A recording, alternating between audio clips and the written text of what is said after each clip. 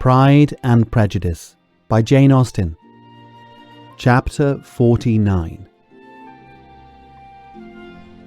2 days after Mr. Bennet's return, as Jane and Elizabeth were walking together in the shrubbery behind the house, they saw the housekeeper coming towards them, and, concluding that she came to call them to their mother, went forward to meet her. But instead of the expected summons, when they approached her, she said to Miss Bennet, "I beg your pardon, madam, for interrupting you, but I was in hopes you might have got some good news from town, so I took the liberty of coming to ask." "What do you mean, Hill? We've heard nothing from town." "Dear madam," cried Mrs. Hill, in great astonishment, "don't you know there is an express come for master from Mr. Gardiner? He has been here for this half hour, and master has had a letter." Away ran the girls, too eager to get in to have time for speech. They ran through the vestibule into the breakfast room, from thence to the library. Their father was in neither, but they were on the point of seeking him upstairs with their mother when they were met by the butler, who said, "If you are looking for master, ma'am, he is walking towards the little copse."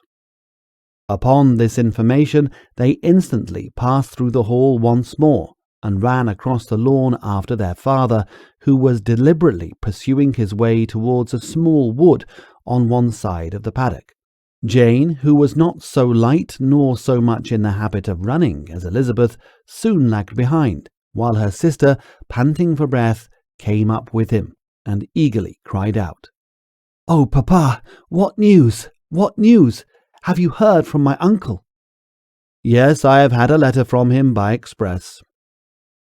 "Well, and what news does it bring, good or bad?" "What is there of good to be expected?" said he, taking the letter from his pocket. "But perhaps you would like to read it." Elizabeth impatiently caught it from his hand. Jane now came up. "Read it aloud," said their father, "for I hardly know myself what it is about." "Gracechurch Street, Monday, August 2nd. My dear brother, at last I am able to send you some tidings of my niece, and as such, upon the whole, I hope it will give you satisfaction. Soon after you left me on Saturday, I was fortunate enough to find out in what part of London they were. The particulars I reserve till we meet. It is enough to know they are discovered. I have seen them both." "Then it is as I always hoped," cried Jane. "They are married." Elizabeth read on. "I have seen them both. They are not married, nor can I find there was any intention of being so. But if you are willing to perform the engagements which I have ventured to make on your side, I hope it will not be long before they are. All that is required of you to assure to your daughter by settlement her equal share of the £5,000 secured among your children after the decease of yourself and my sister, and moreover to enter into an engagement of allowing her during your life £100 per annum. These are conditions which, considering everything, I had no hesitation in complying with, as far as I thought myself privileged for you.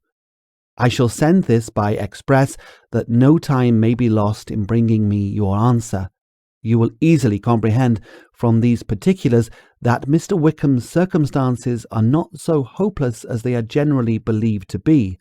The world has been deceived in that respect, and I am happy to say there will be some little money, even when all his debts are discharged, to settle on my niece, in addition to her own fortune. If, as I conclude will be the case, you send me full powers to act in your name throughout the whole of this business, I will immediately give directions to Haggerston for preparing a proper settlement. There will not be the smallest occasion for your coming to town again, therefore stay quiet at Longbourn and depend upon my diligence and care. Send back your answer as fast as you can, and be careful to write explicitly. We have judged it best that my niece should be married from this house, of which I hope you will approve. She comes to us today. I shall write again as soon as anything more is determined on. Yours, etc., Edward Gardner.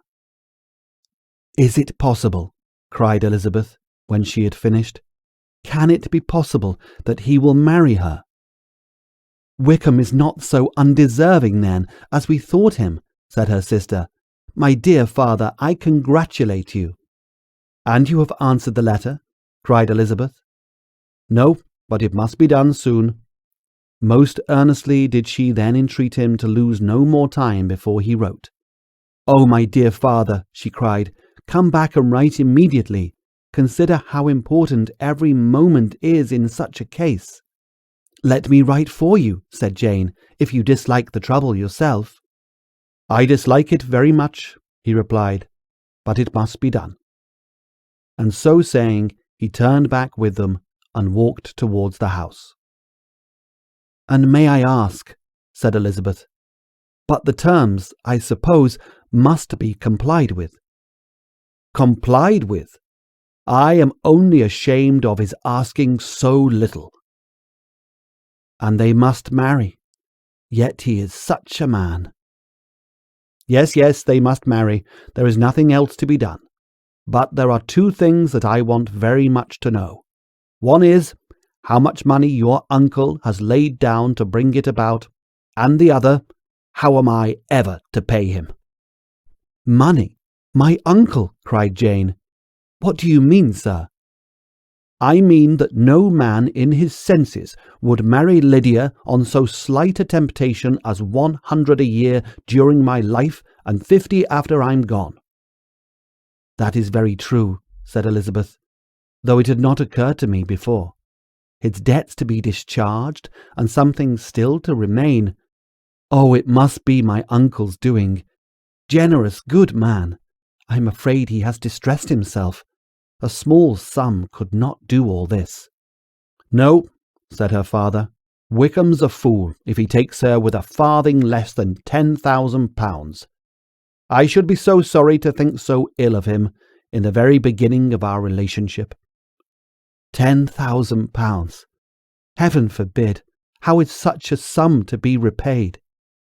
Mr. Bennet made no answer, and each of them, deep in thought, continued silent till they reached the house.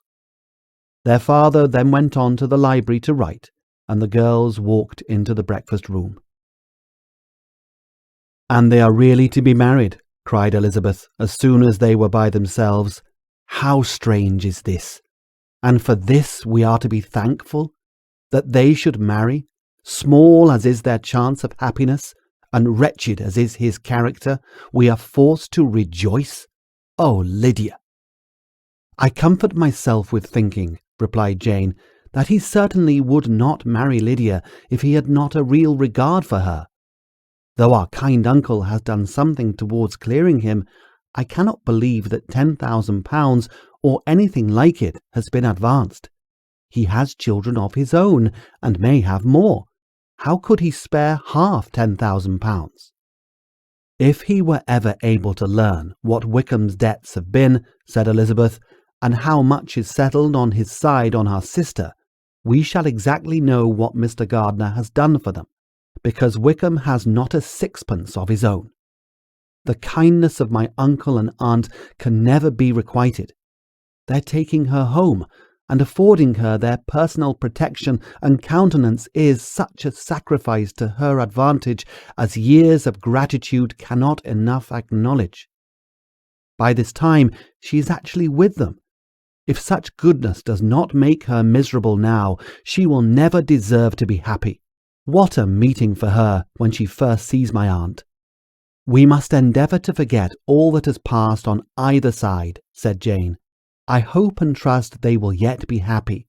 His consenting to marry her is a proof, I will believe, that he has come to a right way of thinking. Their mutual affection will steady them, and I flatter myself they will settle so quietly and live in so rational a manner as may, in time, make their past imprudence forgotten."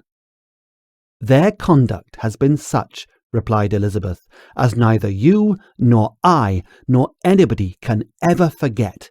It is useless to talk of it." It now occurred to the girls that their mother was in all likelihood perfectly ignorant of what had happened. They went to the library, therefore, and asked their father whether he would not wish them to make it known to her. He was writing, and, without raising his head, coolly replied, "Just as you please." "May we take my uncle's letter to read to her?" "Take whatever you like and get away." Elizabeth took the letter from his writing table, and they went upstairs together.